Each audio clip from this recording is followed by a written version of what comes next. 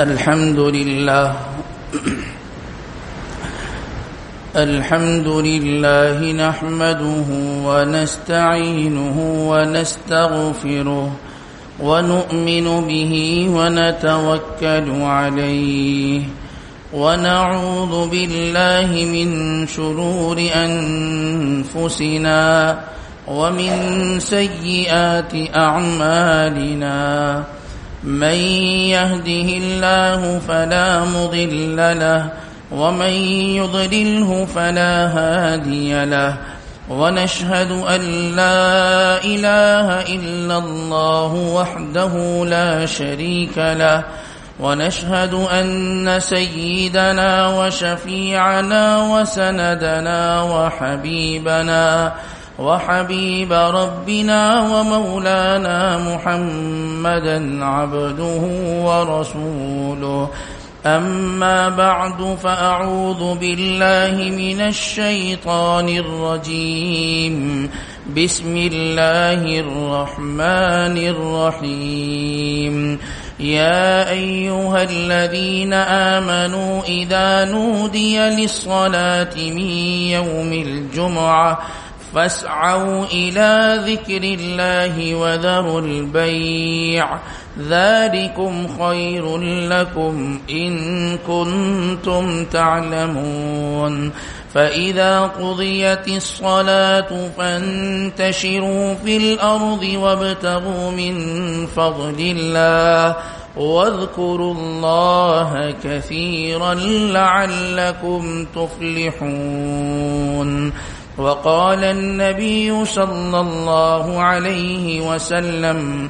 من تخطى رقاب الناس يوم الجمعة اتخذ جسرا إلى جهنم أو كما قال النبي صلى الله عليه وسلم يا رب صل وسلم دائما أبدا على حبيبك خير الخلق كلهم بارك الله لنا ولكم في القرآن العظيم ونفعنا وإياكم بالآيات والذكر الحكيم إنه تعالى جواد كريم قديم ملك بر رب رؤوف رحيم انتہائی واجب الاحترام معزز سامعین گرامی، عزیز برادران اسلام، السلام علیکم ورحمۃ اللہ وبرکاتہ۔ جمعے کا دن ایک بابرکت دن ہے اور اس دن میں خطباء مساجد اور علماء مساجد جمعے کے بیان اور جمعے کی وعظ و نصیحت کے لیے ممبر پر تشریف فرما ہوتے ہیں، اور عموماً جمعے کے بیان کا جو ان کا موضوع ہوتا ہے وہ آس پاس میں قریب میں جو اسلامی، دینی، قومی، مذہبی تہوارات آنے والے ہوتے ہیں یا گزرے ہوتے ہیں اس پر ان کی گفتگو ہوتی ہے۔ جیسے مثال کے طور پہ عاشورہ آنے والا ہوتا ہے، عاشورہ کے بارے میں گفتگو ہوتی ہے۔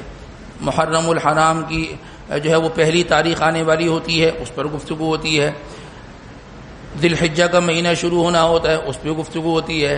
رمضان کا مہینہ شروع ہونا ہوتا ہے تو اس جمعے والے دن اس پر گفتگو ہوتی ہے۔ آج انشاءاللہ ہم اس جمعے کی مختصر سی نشست میں یہ جو جمعے کا دن ہے، اس جمعے کی دن کی کیا اہمیت ہے، اس پہ گفتگو کریں گے۔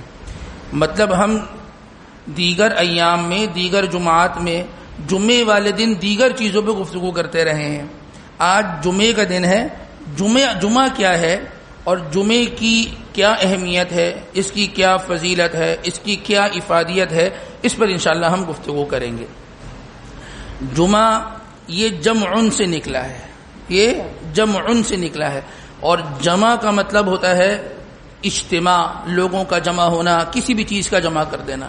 اس دن چونکہ مسلمانان اسلام کا اجتماع ہوتا ہے، اس وجہ سے اس دن کو جمعہ کا دن کہا گیا ہے اور جمعہ اس کا نام رکھا گیا ہے۔ یہ تو اس کے نام کی وجہ تسمیہ ہو گئی کہ اس کا نام جمعہ کیوں رکھا گیا۔ حدیث مبارکہ کے اندر ابن ماجہ کی روایت ہے، جناب نبی کریم سرکار دو عالم صلی اللہ علیہ وسلم نے اس جمعے کے دن کو سید الایام کہا گیا ہے۔ ہفتے میں کتنے دن ہیں؟ 7 دن ہیں۔ ان 7 دنوں میں یہ جو جمعے کا دن ہے، اس جمعے کے دن کو دیگر دنوں کا سردار قرار دیا گیا ہے کہ یہ جمعے کے دن تمام دنوں کا سردار اور سربراہ ہے۔ کسی قوم کے اندر انسان کے سربراہ سے معاملہ صحیح چلتے رہے نا تو پوری قوم کے اندر اس کے معاملات صحیح چلتے رہیں گے۔ گھر کے سربراہ سے معاملہ صحیح ہے نا تو نیچے بھی معاملات صحیح رہتے ہیں۔ جس آدمی کے سربراہ سے معاملات خراب ہو جائے نا تو اس کے پھر نیچے کے معاملات بھی نیچے کے لوگوں سے معاملات خراب ہو جاتے ہیں۔ جس آدمی کا جمعے کا دن بہترین گزرے نا اور جمعے کے دن کو واقعی وہ وصول کرے نا تو دیگر دنوں کے اندر اس کے لیے اعمال کرنا بہت آسان ہو جاتا ہے۔ اور جس آدمی کا جمعے کا دن وہ ویسے ہی گزرے جیسے پیر گزرتا ہے، جیسے منگل گزرتا ہے، جیسے بدھ گزرتا ہے، بس پھر اس کا جمعے کا دن بھی ایسے ہی گزرے گا اور اس کا پورا ہفتہ وہ اعمال سے خالی خوری ہوگا۔ تو یہ جو سید الایام ہے یہ جمعے کا دن ہے۔ یہودی وہ ہفتے والے دن ان کے لیے عبادت کو مختص کیا تھا، نصارہ کے لیے اتوار کے دن کو، اور جناب نبی کریم سرکار دو عالم صلی اللہ علیہ وسلم نے اپنی اس امت کے لیے اس جمعے کے دن کو منتخب فرمایا کہ اس جمعے کے دن جو ہے وہ ہماری امت کے لوگ جو ہے وہ کیا کریں گے؟ عبادت کریں گے۔ آدمی پورا ہفتہ نوکری کرتا ہے، اپنا کاروبار کرتا ہے، اپنی دکان پہ جاتا ہے، اپنے مشغلے کے ساتھ لگا رہتا ہے۔ اتوار والے دن کہاں ہوتا ہے؟ گھر میں ہوتا ہے۔ پوچھے نا بھائی آج اتوار کو گھر میں کیا کر رہے ہو؟ بھائی ایک دن تو اپنے لیے ہونا چاہیے نا، ایک دن تو اپنے لیے ہونا چاہیے۔ بھائی تھک جاتے ہیں پورا ہفتہ کام کر کر کے، صبح نکلتے ہیں شام کو آتے ہیں، ایسے ہی ہے نا، ایک دن تو چھٹی بنتی ہے۔ ملازم بھی کہتا ہے بھائی نہیں ہمیں ایک دن کی تو چھٹی چاہیے، اور ہماری جو ہے نا وہ ہمت جواب دے جاتی ہے ہمیں اپنی صحت کا بھی خیال رکھنا ہے، اپنے جسم کا بھی خیال رکھنا ہے، اس کا بھی حق ہے۔ اپنے جسم کی فکر ہے، اپنی قبر کی فکر کے لیے ایک دن انسان کو نکال لینا چاہیے۔ یہ جمعے کا دن ہے، یہ جمعے کا دن انسان کو اپنی قبر کی تیاری کے لیے، اپنی آخرت کی تیاری کے لیے لازمی نکالنا چاہیے۔ یہ جو یہودی اور عیسائی تھے نا، ان کے لیے ہفتے اور جو اتوار کا دن مختص تھا نا عبادت کا، ان کو اجازت نہیں تھی اس دن کے اندر کوئی اور کام کریں۔ صبح سے لے کر شام تک وہ عبادت ہی کریں گے، وہ عبادت ہی کریں گے۔ یہ تو اللہ کا فضل ہے، اللہ تبارک و تعالی نے جمعے کے دن چند گھڑیوں کے لیے، گھنٹے 2 گھنٹے کے لیے ہمیں کہہ دیا خرید و فروخت ممنوع ہے، دیگر معاملات ممنوع ہے۔ کیا کرنا ہے؟ جمعے کے دن عبادت کے لیے آ جانا ہے، اپنے آپ کو جمعے والے دن مسجد کے ساتھ جوڑ لینا ہے، جمعے کی نماز کے لیے مسجد میں آ جانا ہے۔ یہ تو اللہ تبارک و تعالیٰ کا فضل ہے کہ اس اللہ نے اس دین کے اعتبار سے ہمیں جمعے کے دن عبادت کے ساتھ دیگر کاروبار کی بھی اجازت دی ہے۔ لیکن کوئی آدمی جمعے کا دن بھی ایسے ہی ضائع کر دے، جمعے کا دن ایسے ہی فارغ کر دے جیسے کہ عام دن ہوتے ہیں، پھر اس آدمی کے لیے انتہائی خسارے کی بات ہے اور انتہائی نقصان کی بات ہے۔ سن 12 نبوی کے اندر یعنی ہجرت سے 1 سال قبل حضرت سیدنا اسعد بن زرارہ رضی اللہ تعالیٰ عنہ نے مسلمانوں کو جمع کر کے اس روئے زمین پر اسلام کے آنے کے بعد سب سے پہلے جمعے کی نماز کا انعقاد فرمایا۔ مدینہ منورہ کے اندر سن 12 نبوی کے اندر آپ نے مسلمانوں کو جمع کیا اور آپ نے جمعے کی نماز کا آپ نے انعقاد فرمایا۔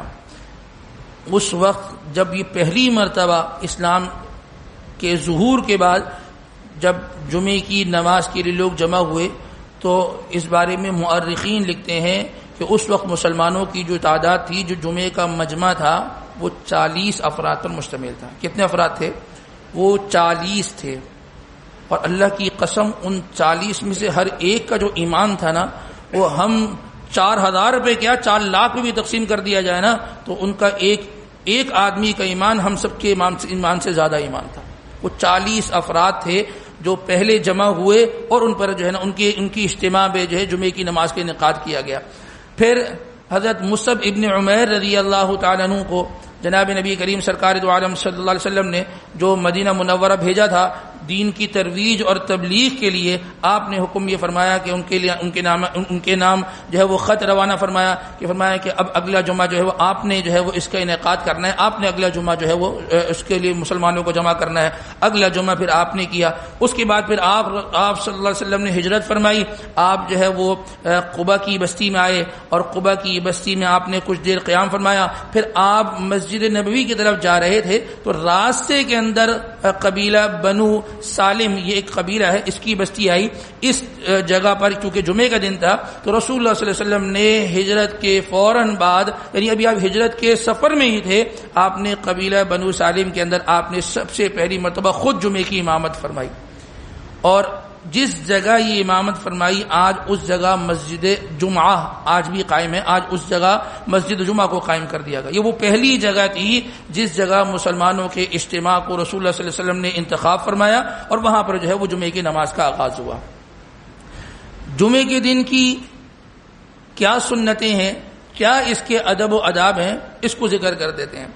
رسول اللہ صلی اللہ علیہ وسلم نے ارشاد فرمایا من اغتسل یوم الجمعۃ وغسل وابتکر وبکر وابتکر ودنا واستمع وانصت، جس آدمی نے جمعے کے دن غسل کیا، جمعے کے دن کی پہلی سنت کیا ہے؟ غسل کرنا۔ کیا سنت ہے؟ میں روزانہ صبح غسل کرتا ہوں، میرا معمول ہے، جمعے کے دن بھی غسل کر لیا اپنے اس معمول کے مطابق تو یہ سنت ادا نہیں ہوگی۔ میں جمعے کے دن غسل کروں روزانہ کی طرح، لیکن نیت یہ کروں کہ آج جمعے کا دن ہے، حضور سرکار دو عالم صلی اللہ علیہ وسلم کی سنت یہ ہے کہ اس دن آپ غسل فرمایا کرتے تھے، صحابہ کو حکم دیا کرتے تھے کہ غسل فرماؤ، تو غسل میں اس لیے کرتا ہوں کہ رسول اللہ صلی اللہ علیہ وسلم کا حکم ہے، تو اس طور پر یہ سنت ادا ہو جائے گی۔ اور یہ ضروری نہیں ہے کہ جمعے کے دن صبح کے وقت میں غسل کرے، کبھی کبھار سردی کا موسم ہوتا ہے، آدمی کے لیے مشکل ہو جاتا ہے۔ اگر آدمی جمعرات والے دن مغرب کی نماز کے بعد، جس کو شب جمعہ کہتے ہیں، اگر اس دن سے بھی جمعے کی اس وقت سے بھی جمعے کی اعمال کی اس کی تیاری شروع کرے تو یہ جمعے کی شامل ہوگی۔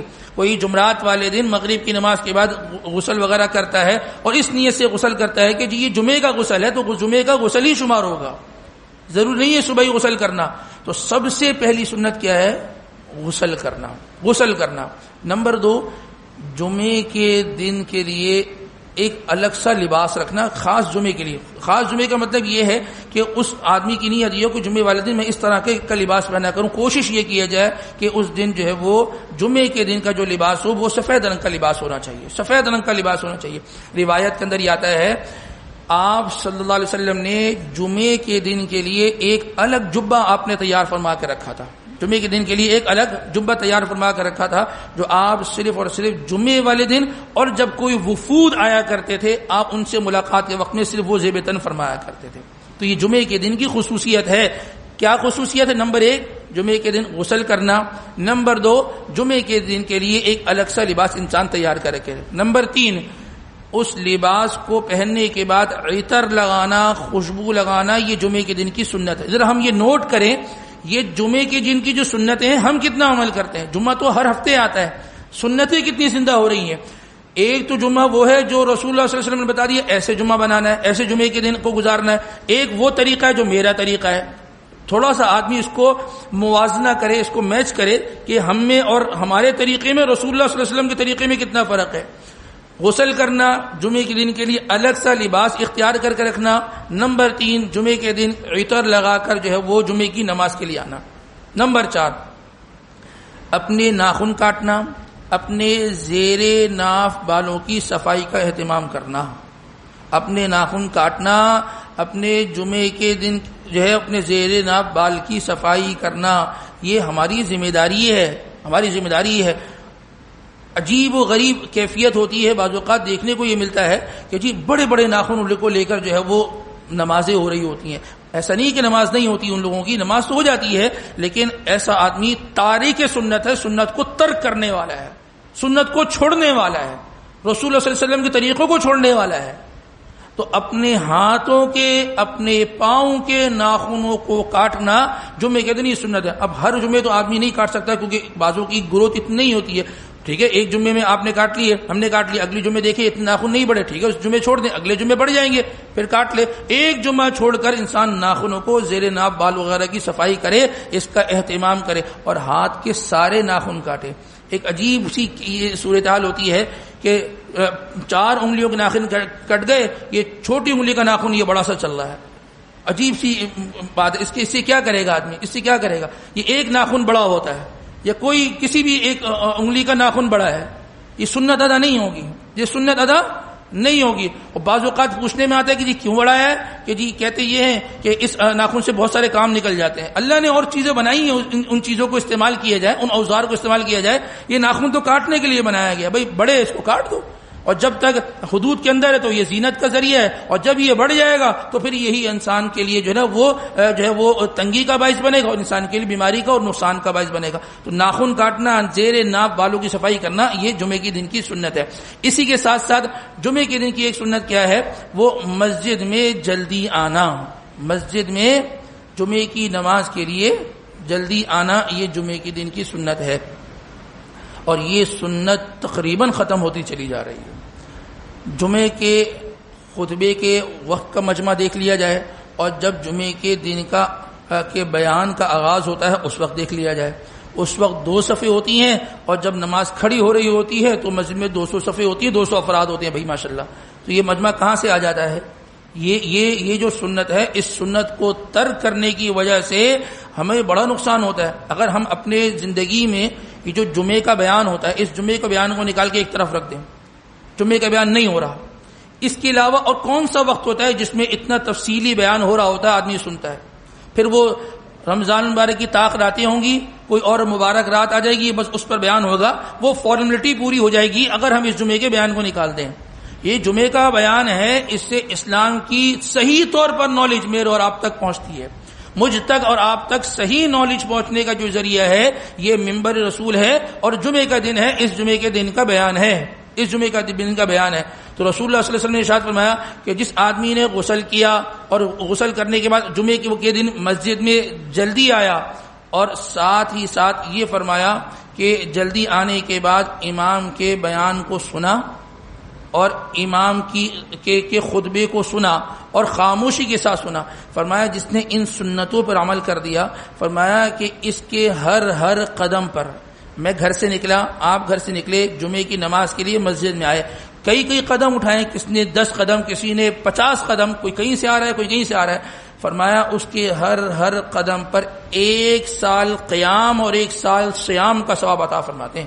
یعنی ایک قدم رکھے گا تو 1 سال جو ہے وہ قیام کرنا، یعنی نماز پڑھنے کا ثواب، اور 1 سال کے روزوں کا ثواب۔ میں 50 قدم چل کر آیا تو 50 سال کے قیام، یعنی 50 سال تک میں نماز میں مشغول رہا، اور 50 سال کے روزوں، یعنی 50 سال تک میں مسلسل روزے رکھتا رہا، اس کا ثواب اللہ تبارک و تعالی عطا فرماتے ہیں۔ ممکن ہے کسی آدمی کے لیے پورا سال بغیر کسی ناغے کے روزہ رکھنا، پورا 1 سال تک مسلسل نماز پڑھنا کسی لیے ممکن ہے، لیکن اس کا ثواب لینے کے لیے کتنا آسان سا راستہ بتا دیا۔ یہ آسان سا راستہ ہے کہ جمعے کے دن کی ان سنتوں پہ عمل کرو گے تو جمعے کے دن کا یہ ثواب مل جائے گا۔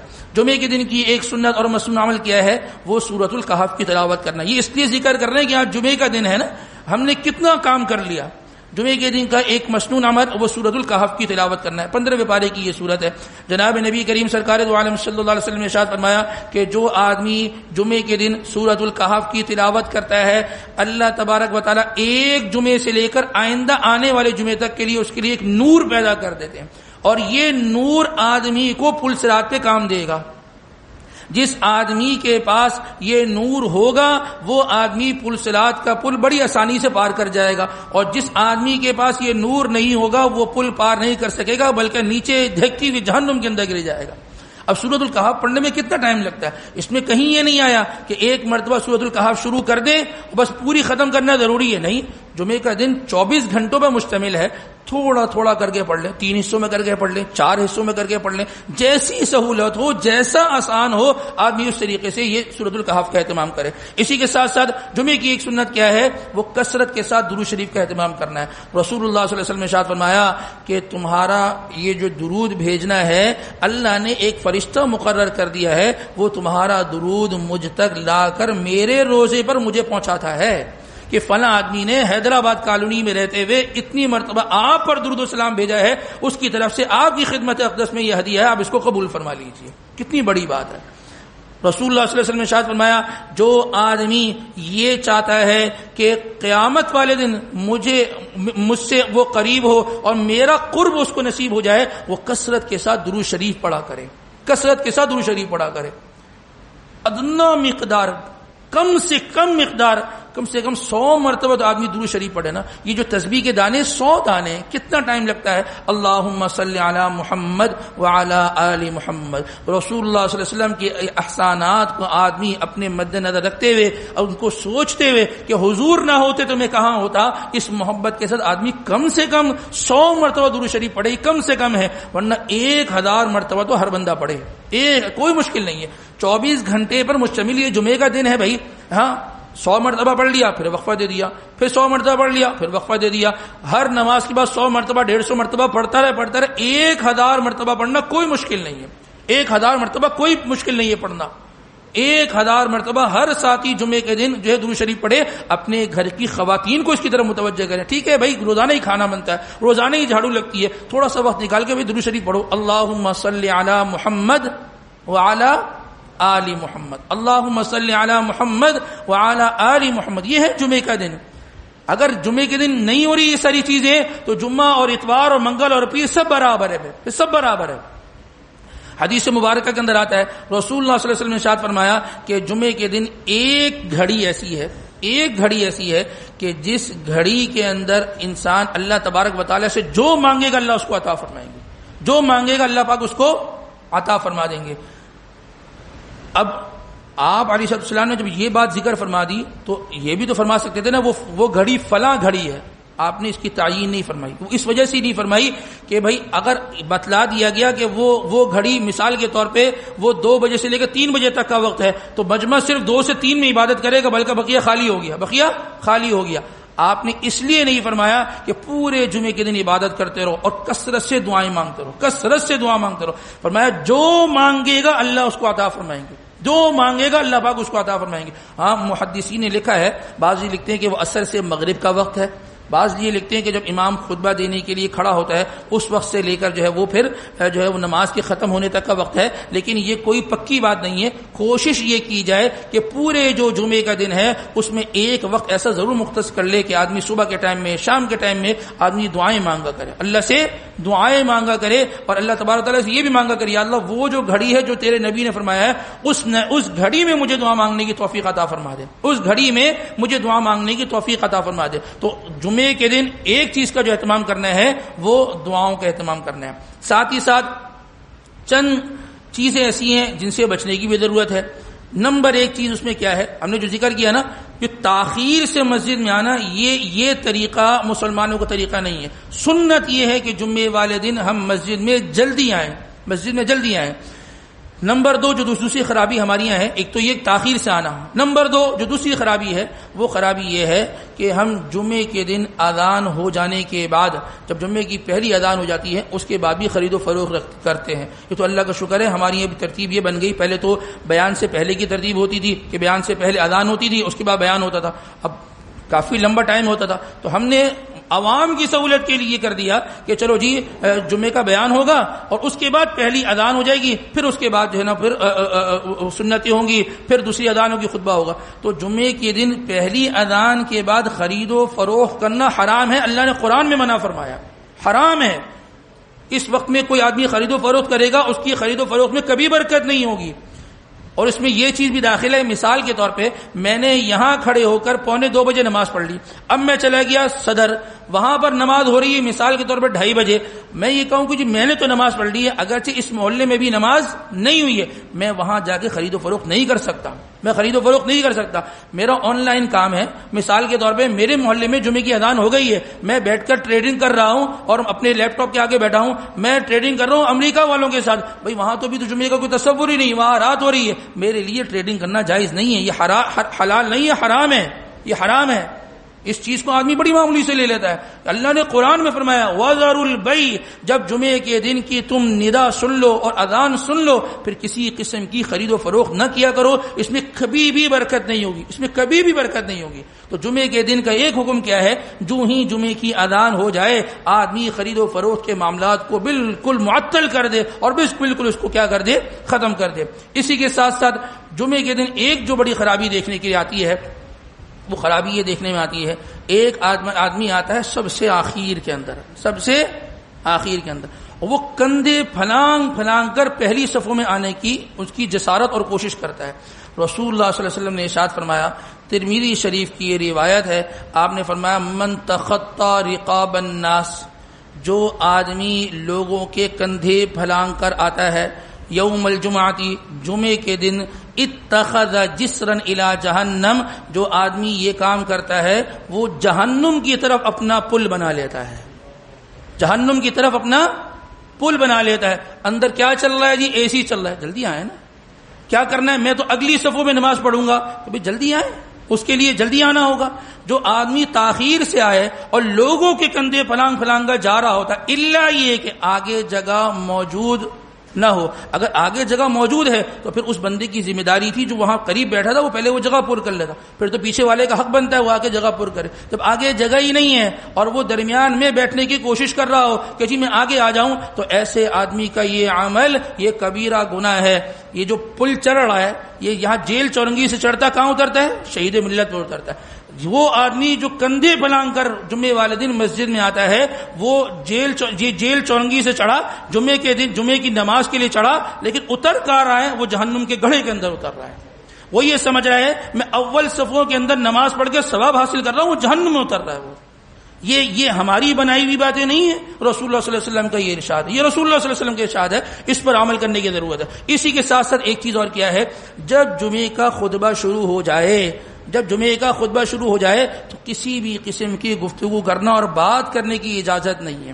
رسول اللہ صلی اللہ علیہ وسلم نے ارشاد فرمایا, آپ نے فرمایا اذا خرج الامام فلا صلاۃ ولا کلام, جب امام جمعے کے خطبے کے لیے نکل جائے, ابھی خطبہ شروع نہیں ہوا, ابھی نکلا ہے, ابھی کھڑا ہوا ہے صرف, اور جب وہ کھڑا ہو گیا تو فرمایا نہ کسی قسم کی بات کرنے کی اجازت ہے اور نہ کسی قسم کی نماز پڑھنے کی اجازت. ہاں جو سنتیں پڑھ رہے ہیں بس اختصار کے ساتھ اس سنتوں کو کیا کر دیں, پائے تکمیل تک پہنچا دیں اور مکمل کر کے آدمی خطبے کو سنے. اور یہ بھی فرمایا کہ اذا قلت انصت والامام یخطب فقد لغوت, اگر کوئی آدمی خطبے کے دوران بات کر رہا ہے, آدمی بات بھی کر رہے ہوتے ہیں, موبائل فون بھی چل رہے ہوتے ہیں, فرمایا کہ اگر کوئی آدمی جمعے کے خطبے کے دوران بات چیت کر رہا تھا اور ساتھ والے نے اس کو یہ کہا کہ خاموش ہو جاؤ, فرمایا یہ جو اس نے بولا نا خاموش ہو جاؤ, اس نے فضول کام کیا, یعنی اتنا بھی نہیں بولو, جو کر رہا ہے اس کو کرنے دو, تم اپنے جمعے کے خطبے کو سنو, تم اپنے جمعے کے خطبے کو سنو, جمعے کے اندر کیا بات ہو رہی ہے اس بات کو سنو. تو لہذا یہ چند ضروری احکامات جو جمعے کے اعتبار سے تھے, ہم ہر جمعے بیٹھتے کسی نہ کسی موضوع پہ گفتگو ہوتی اور جمعے کا اپنا موضوع رہ جاتا. تو آج جمعے کی اس مختصر سی نشست کے اندر جمعے کے دن جمعے کے احکامات کو ہم نے آپ کے سامنے ذکر کرنے کی کوشش کی ہے, اور اس میں صرف مقصود یہ ہے کہ ہمارا جمعے کا دن وہ شریعت اور دین اور اسلام کے مطابق گزر جائے, اپنی مرضی اپنے رواج کے مطابق نہ ہو. اللہ تبارک و تعالی ہمیں ان تمام تر باتوں پر کہنے سننے کے ساتھ ساتھ عمل کی توفیق نصیب فرمائے. وآخر دعوانا الحمد للہ رب العالمین.